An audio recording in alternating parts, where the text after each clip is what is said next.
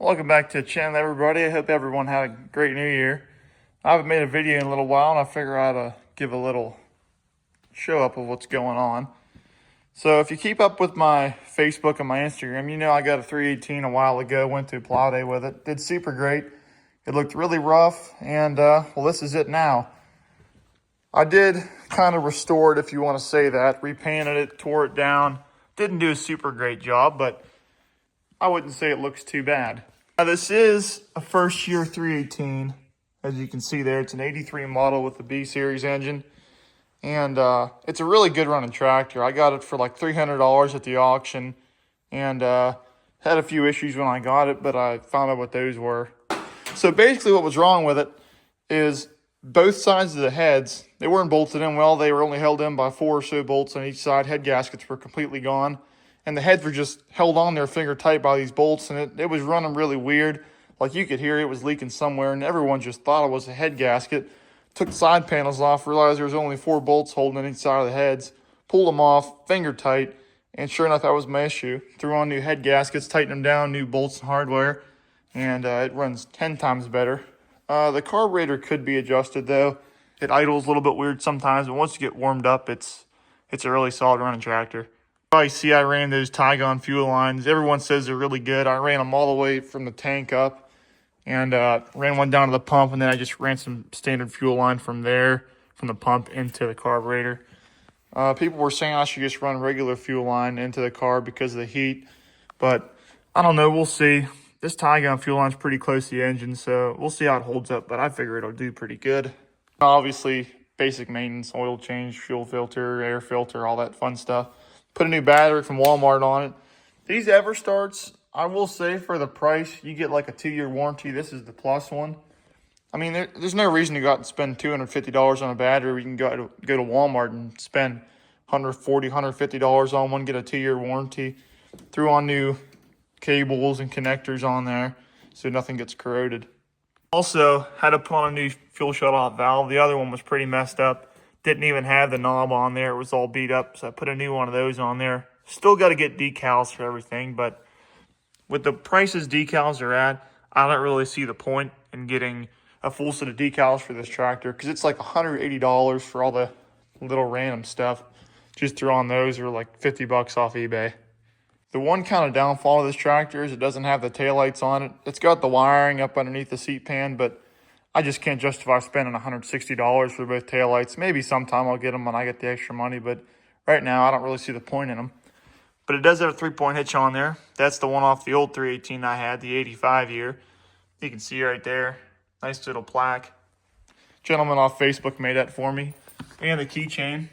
Really good quality. I'm trying to think of his name, but if you look on the John Deere Garden Tractor Facebook groups, I'm sure you could find him.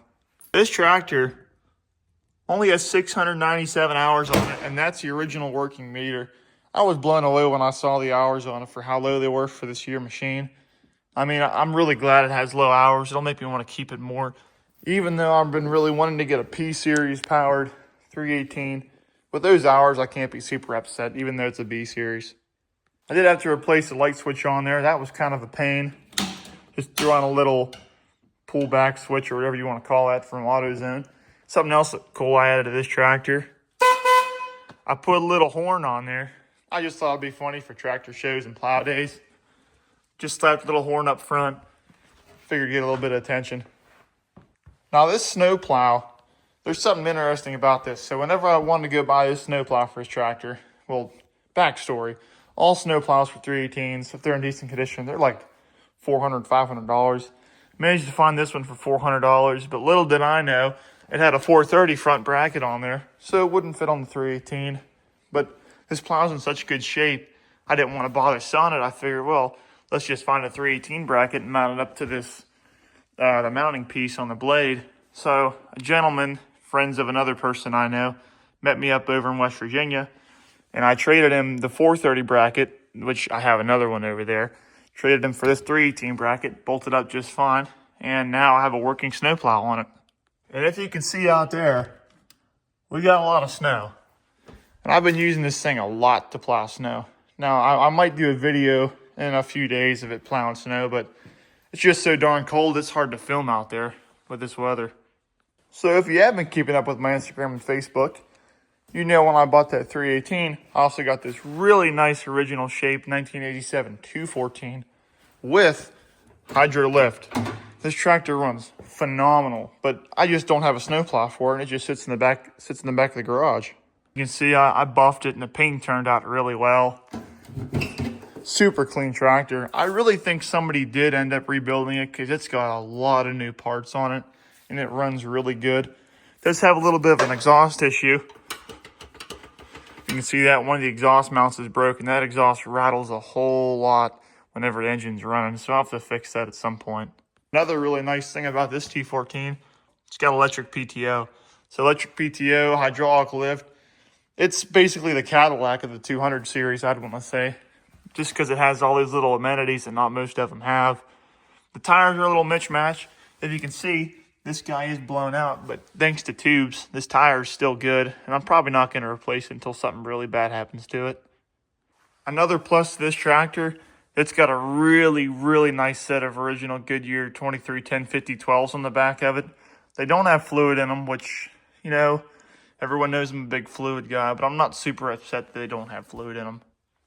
But this tractor is just as nice as it gets. I'm not really sure what I'm going to do with it yet. I do have a mower deck fork right there.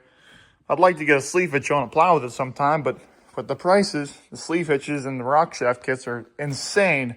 So I'll have to see what I can do about that. But anyhow, for wheel horses, the 312 and the 520 is stuck in here. Pulling tractor's down in the lean-to, and so is the 430, along with the Simplicity and the Cub 1210, I believe. But anyhow, I appreciate you guys watching this video. I know it wasn't a very long video or super in-depth, but I just want to give a little winter overview of my 318 and 214 I got inside here. Really happy with this 318. And I look forward to plowing with it this year. If you're coming to PA Plow Day, I believe it's April 11th and 12th. So I'll be up there at the 318 and probably the 312 or the 520, and I look forward to seeing everybody up there. So make sure you subscribe for more tractor videos, and I'll see you in the next one.